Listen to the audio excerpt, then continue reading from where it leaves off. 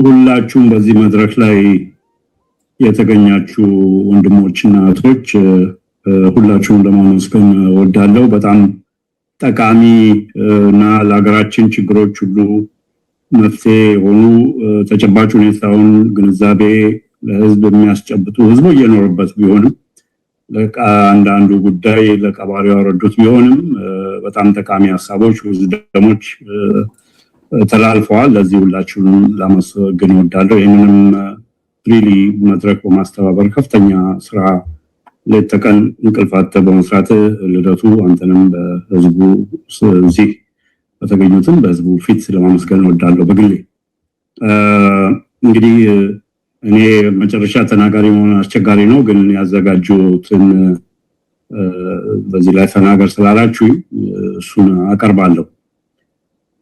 በቅድሚያ በአገር ውስጥም በመላው ዓለም የምትገኙ ኢትዮጵያውያን ወገኖቼ ሁሉ ወንድሞች፣ እህቶች፣ አባቶች፣ እናቶች የከበረ ሰላምታዬን ለሁላችሁም ላቀርብ እወዳለሁ።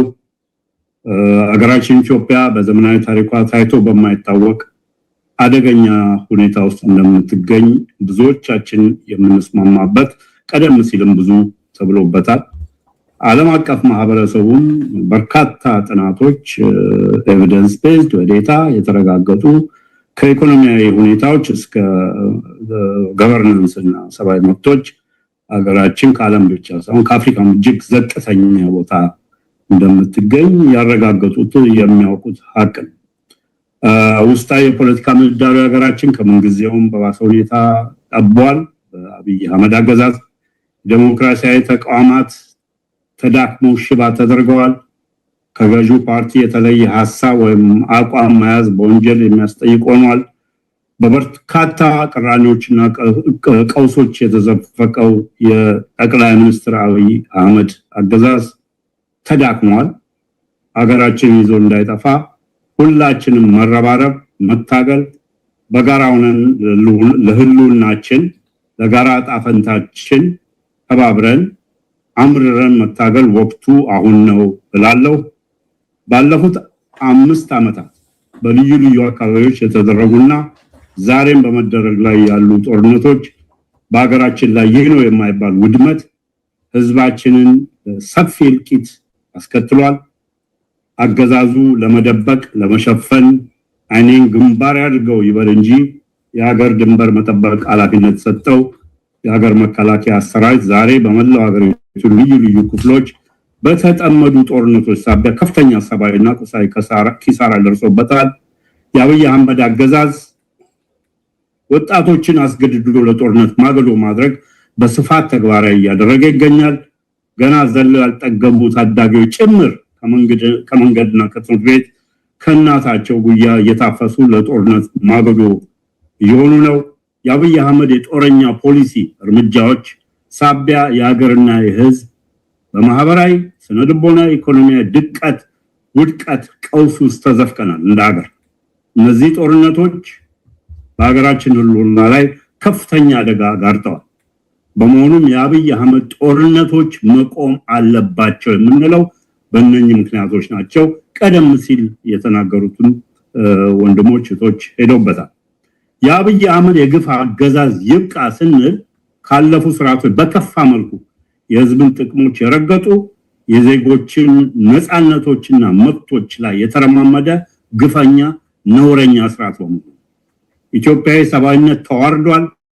በዓለም አቀፍ ደረጃ የተደነገጉ ህግጋቶች በራሱ ህገ መንግስት በሚባለው ኢትዮጵያ ውስጥ እየሰራ ባመለው የተደነገጉ መብቶች የሚረገጡበት በየለቱ ዜጎች በሰላም ወጥተው መግባት ቅንጦት የሆነበት እገታ፣ አፈና የዕለት ተዕለት ክስተት የሆነበት የኢኮኖሚ ፖሊሲዎች ቅደም ተከተሎ መዛባት መክሸፍ የኑሮ ውድነቱን ጣሪያ ላይ አድርሰው አብዛኛው ህዝብ ይህ ነው በማይባል የኑሮ ጫና ሳቢያ ጀርባው የጎበጠበት ሁኔታ ነው።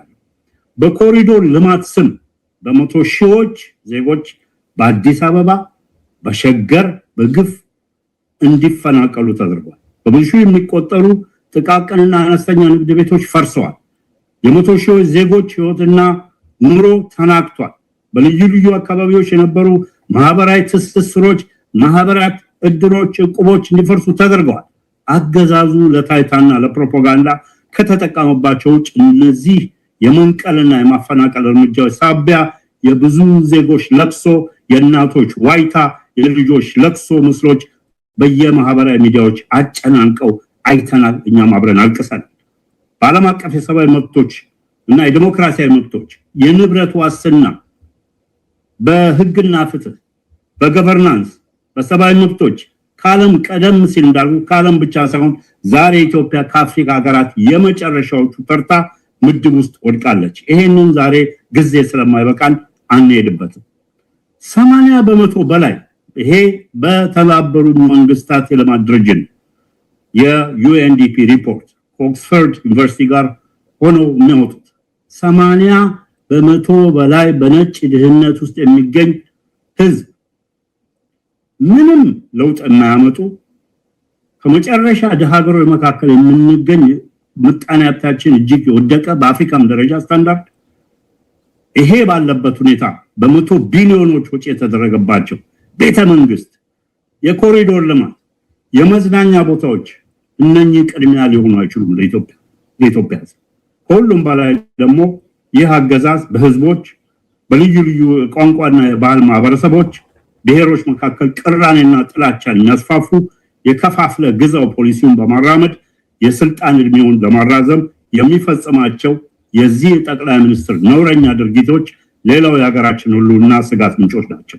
ወለጋ በመሄድ እዛ ለሚገኝ ህዝብ ሌላው ማህበረሰብ በስጋት የሚመለከተው የጥላቻ ቅስቀሳ ማድረግ፣ ጎንደር ሄዶ ደግሞ ሌላ ነገር ለማስመሰል ህዝብን ለማጭበርበር ሲሞክር ይሄ በጣም የሚያሳዝን በኢትዮጵያ የነበሩ መሪዎች በዚህ ደረጃ እንደዚህ ወርደው ሲያደርጉ አልታየም። ውድ የኢትዮጵያን ወገኖቼ አገዛዙ የመንግስት ስልጣኑን ለማቆየት እንደምታውቁት በውጭ ዓለም ተቀባይነት ለማግኘት ሲል የስሙላ ምርጫ በማካሄድ በዜጎች ላይ የተለያዩ ገጽታዎች ያሉት ማስፈራሪያ፣ ጫና፣ ወከባ፣ አፋኝ እርምጃዎች በስፋት አጠናክሮ መቀጠሉ ሁላችሁም ኢትዮጵያኖች ዛሬ የምታውቁት የምትኖርበት ሀቅ ነው።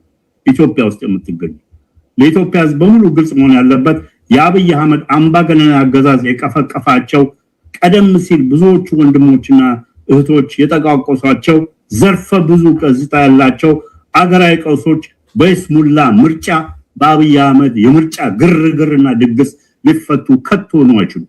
እንዲያውም አገራችንን ቀውሶች የሚያባብስና ከአሁኑም የከፋ ሁኔታ የሚወስድ ሂደት ይሆናል። ምርጫ ለሁሉም ተወዳዳሪዎች እኩል መሆን አለበት። ፍትሃዊ ልከኛ የመጫወቻ ሜዳ መኖር አለበት። ነፃና ዴሞክራሲያዊ አስቻይ ሁኔታዎች ለሁሉም ዜጎች ለሁሉም ተወዳዳሪዎች መኖር አለባቸው። እነኚህ ሁኔታዎች አሉ።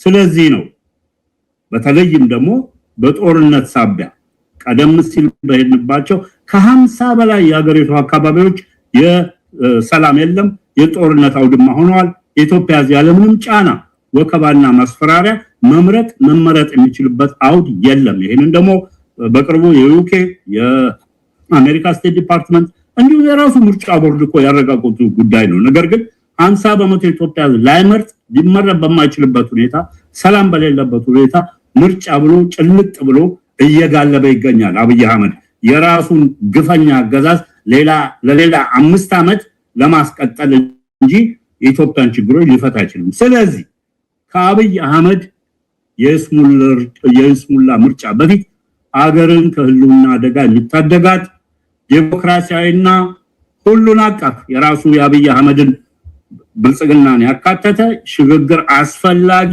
ወሳኝ እርምጃና የወቅቱ ዋና የትግል አጀንዳ መሆን አለበት ነው። በዚህ መንገድ ብቻ ነው በከፍተኛ ህልውና አደጋ ውስጥ የምትገኘውን አገራችን ህዝባችንን ከከፋ አደጋ መታደግ የሚቻለው። ቀደም ሲል አቶ ልደቱና አቶ ያሬድ ኃይለማርያም እንዳሳወቁት በርካታ ልዩ ልዩ የፖለቲካ ስብስቦች፣ የሲቪክ ንቅናቄዎች፣ ተጽዕኖ ፈጣሪዎች የሚገኙበት የሰላማዊ ህዝባዊ እምቢተኝነት ትግል ድጋፍ ሰጪዎች የጋራ ትግል ሰፊ መድረክ መስርተናል። በአገር ውስጥ የሚደረገውን የህዝባችንን ሁለንተናዊ ትግል በሁሉ መልኩ ለማገዝ ለመደገፍ እንቅስቃሴ ጀምረናል። በመከራ በጦርነት በግፍ አገዛዝ ውስጥ የሚገኘው ኢትዮጵያ ጋራ አጋርነታችን እናረጋግጣለን። አብረን እንታገላለን። አስፈላጊውን ሁለንተናዊ ድጋፍ ሁሉ ለመስጠት ተዘጋጅተናል። ጦርነት ይቁም፣ ሰላም ይስፈን፣ የግፍ አገዛዝ ያብቃ፣ የፖለቲካ እስረኞች በአስቸኳይ ይፈቱ፣ ከምርጫ ድግስ ግርግር ከይስሙላ በፊት ሁሉን አቀፍ ሽግግር ይቅደም፣ የግፍ አገዛዝ በቃ እንበል፣ ፍትህ ነፃነት ለኢትዮጵያ ሕዝብ በውጭው ዓለም በአገር ውስጥ እንደራጅ፣ እንተባበር፣ ከተባበርን እናሸንፈዋለን፣ እናንበረክከዋለን፣ በቃ እንበል። እንኳን እሱ ከዚህ በፊት የነበሩ ስራዎች ከሱ በላይ ጠንካራ የነበሩ ይሄ አገዛዝ በጣም ደካማ የመጨረሻ ደካማ አገዛዝ ነው። እኛ ከተባበርን እናንበረክከዋለን። አመሰግናለሁ።